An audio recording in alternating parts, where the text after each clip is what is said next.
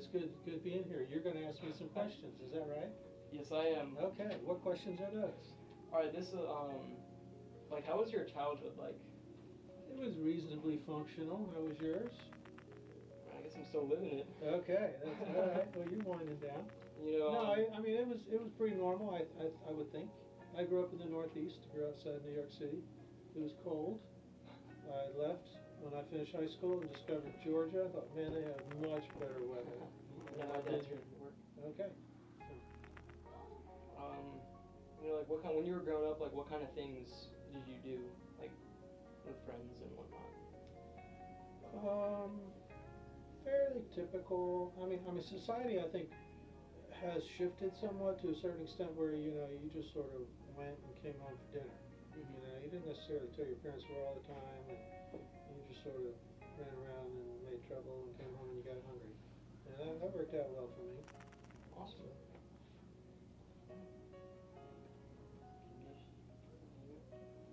What were some of the contributions you made to the community, or would it be like the church more, or? Yeah, that's a good question. I mean, it would be considered a compliment to say I've actually contributed. You know, I mean, we can look at it from several ways. I mean, one of the things I've tried to do is be a good citizen. You know, obey the law, pay the taxes, contribute to society in that sense. More specifically, it's like, well, you can have contributions within your career, you can work with trade groups or nonprofits within your profession, and then you can do some other things like be involved in a local church.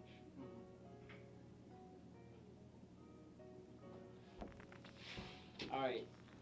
So, you know, when you were growing up, and you know, and just when were you born again?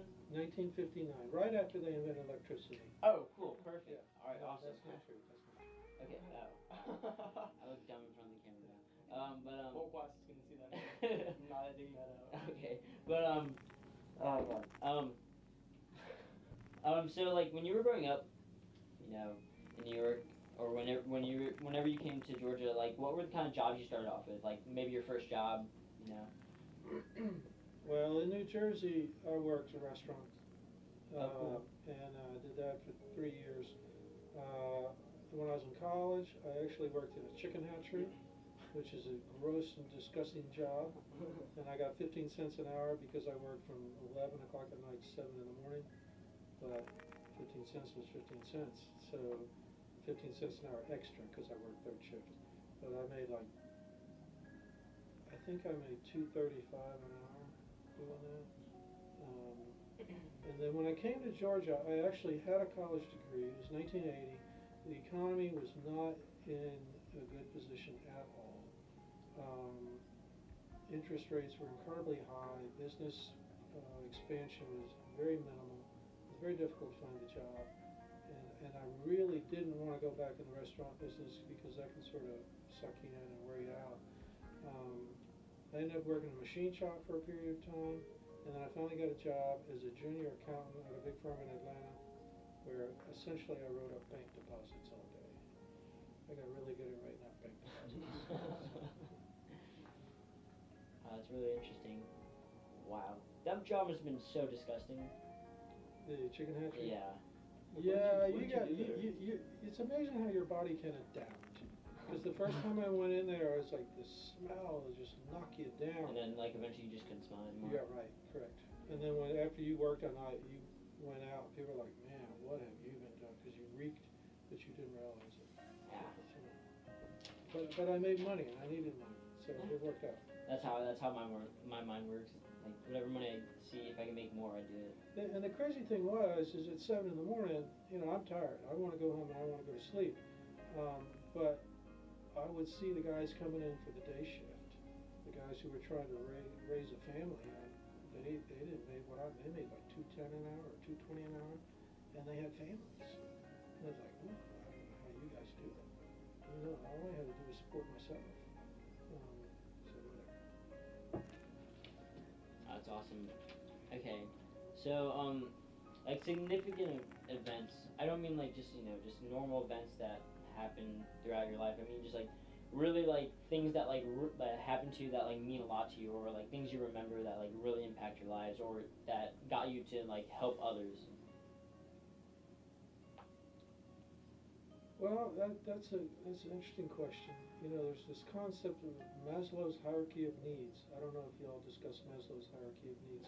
But basically, it says, you know, in the beginning you're just trying to survive, and you're really not in a position to think anything beyond that until you've met that base survival need. Which, like, you know, when there's a tornado and someone's house gets blown away and they interview someone there and they look horrible and they got tears, they don't care what their appearance is, they're just thankful to be alive.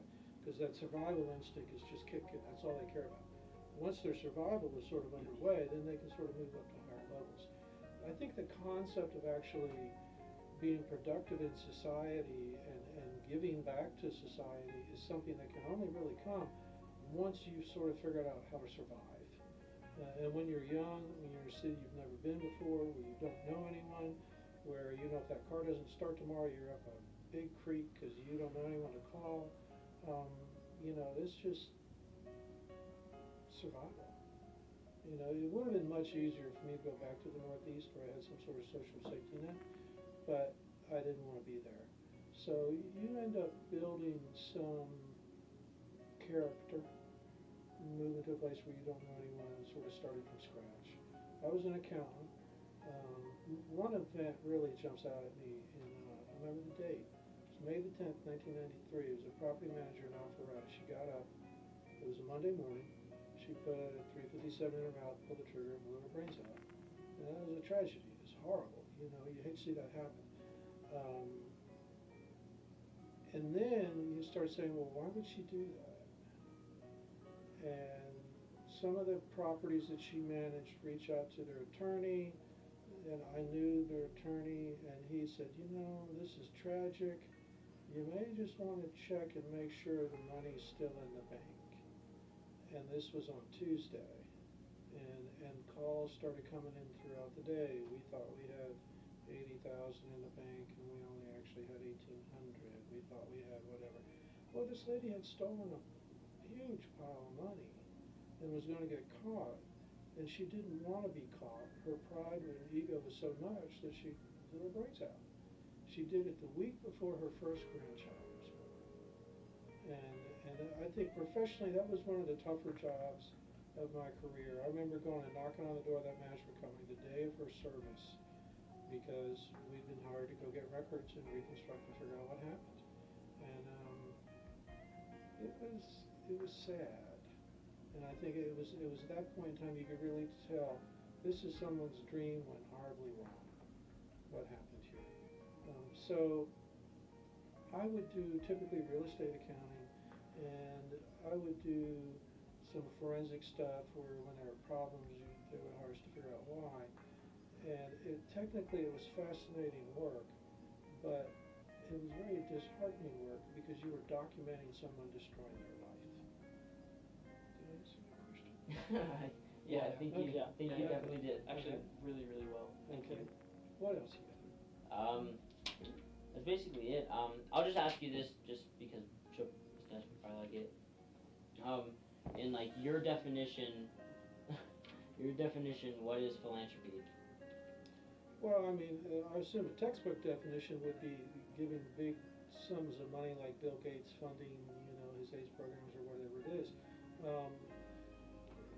I think it's important to realize, politics aside, all of us right here have won the lottery of life.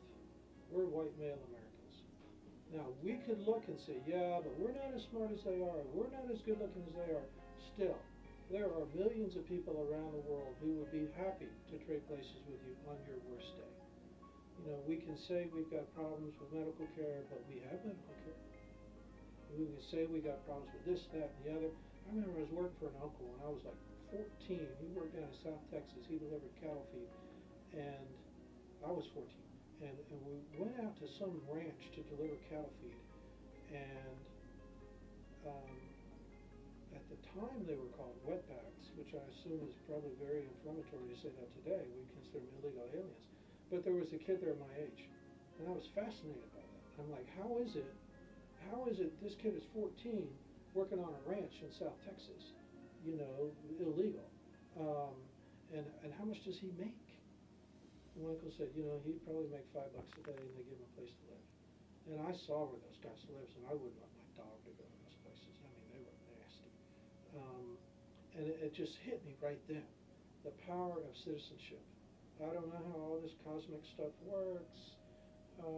Why is it I happen to be born in America as opposed to born in Africa in the 1950s? If I was born in Africa in the 1950s, my life expectancy would probably be gone by now. So it's like, because we're here, because we've been given educational opportunities, because we live in a prosperous society, we all have obligations to find ways to give back. And I think the sad thing is to live our whole lives and spend all of our resources just chasing after that car with power windows and leather interior.